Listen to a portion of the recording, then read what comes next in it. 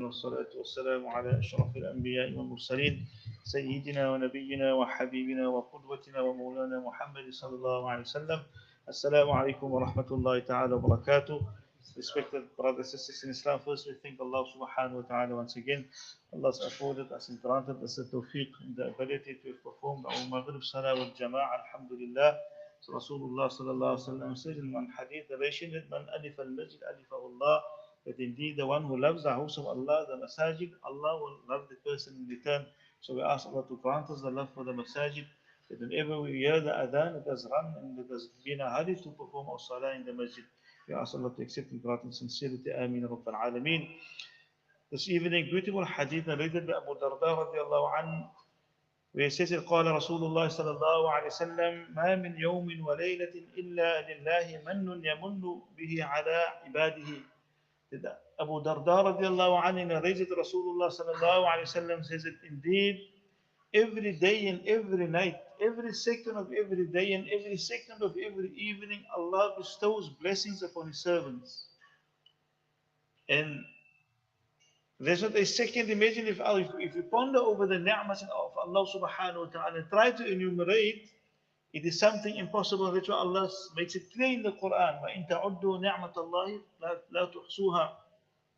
That if we try to enumerate the favors of Allah, we will never be able to do so. Yes, so yeah, Abu Darda says, Rasulullah says, that every day and every night Allah bestows favors and blessings upon His servant. And we can only think and we can ponder every second of our life, we're in need of the blessings of Allah. If Allah had to stop for 1 second or 1 minute the blessing of oxygen, all of us will die. We know what will be the condition if Allah had to stop the ni'mah of our health, Allah to take away so many ni'mas, we know what will be the outcome of it. It's certain favors of Allah subhanahu wa ta'ala. Many times we overlook these ni'mas of Allah. Many times we become so neglectful or unmindful of these favors, we don't show gratitude unto Allah for these favors Allah bestow upon us.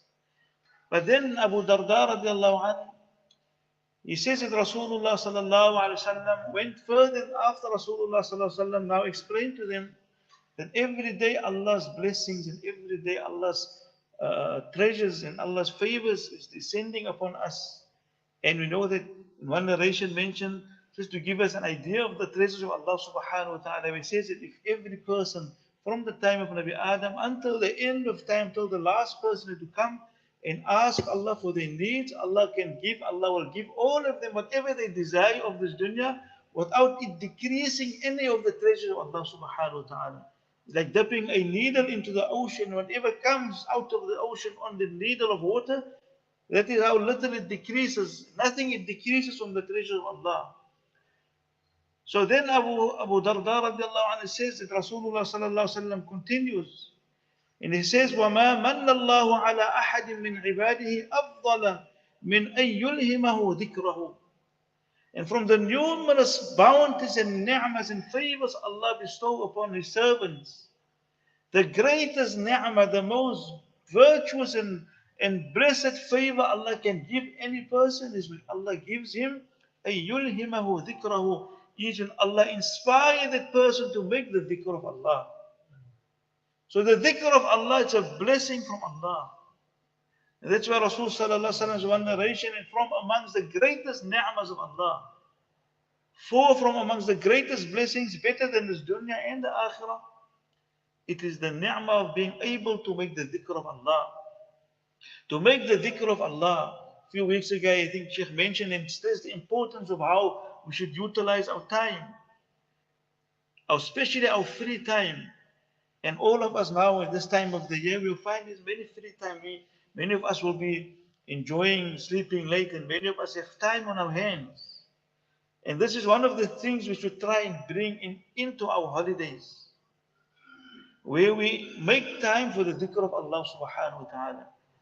Whether it is traveling, while we are traveling, because it's not always when we have the ni'mah where we as a family sit together in a vehicle, where we can speak and where we can engage, where we can drive for hours on end. Why? Because normally during the year there's a rush to school and back from school, and there's no time to actually speak and to engage. So when we're on holiday, when we're traveling, now it's time to engage.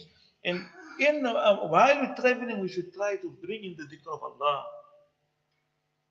Whether it be the tilawah of the Quran, whether it be dua. Rasul Sallallahu Alaihi Wasallam said one of the du'as that is never rejected is the dua of a traveler. So part of us traveling, not the entire journey obviously now, but even a few minutes, when we depart in few minutes, when we return, then we say to the family, now it is time for make dua. Explain the hadith of Rasulullah. Let us all engage in dua. Ask Allah what you need, what you want in life, what you desire in life. And then we make a collective dua as a family. That's just an example. When it comes to the reading of the Quran, another form of dhikr, one of the greatest forms of dhikr. I was just listening to Moulana Rahman, Hafidahullah, was speaking, he was mentioning, he was traveling with some of the ulama. And they were traveling on the plane from Cape Town to Johannesburg, a 2-hour flight. He says, and this is the habit, whenever they travel, this is the habit. So whoever sits next to whoever is his companion was sitting next to, and all of them obviously they were fathered the Quran. If the one will start one juz of the Quran, he will read, and he will stop at the bottom of the page, and next one will continue. He will read one page, and next one will continue.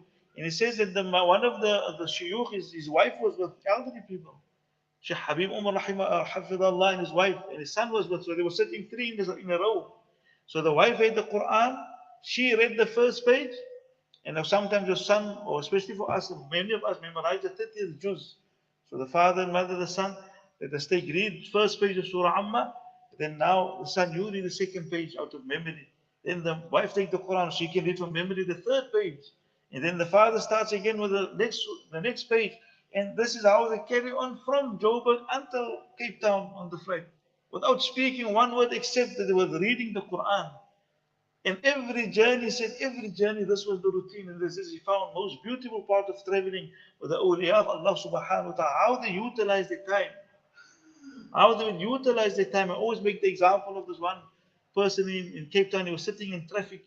And so they asked him that, how long do you sit on your way to work?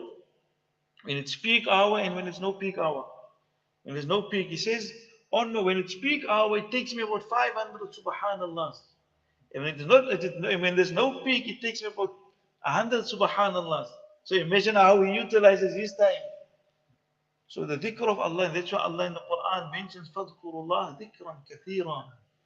Abundance of dhikr, because the dhikr is such, it can be done under all circumstances. You don't need wudu. You don't need to face the qibla. You don't need the conditions for salah or for fasting, for whatever ibadah. Dhikr of Allah, it is continuous any time of the day, while you're working, while you're engaging, traveling, while whatever part of your life, engage in the dhikr of Allah. And this is something we should ask Allah, beg Allah for it. Now that we have the time, sit after the salah, engage in the dhikr. There's no need to rush out of the masjid anymore. We become so in a habit of running out of the masjid, we forget there's no purpose why we're rushing out of the masjid. So while we have the time, utilize the free time, engage in increasing the dhikr of Allah with the intention and dua that Allah will not grant me not only to remember you now, Ya Allah, but grant me throughout of my life.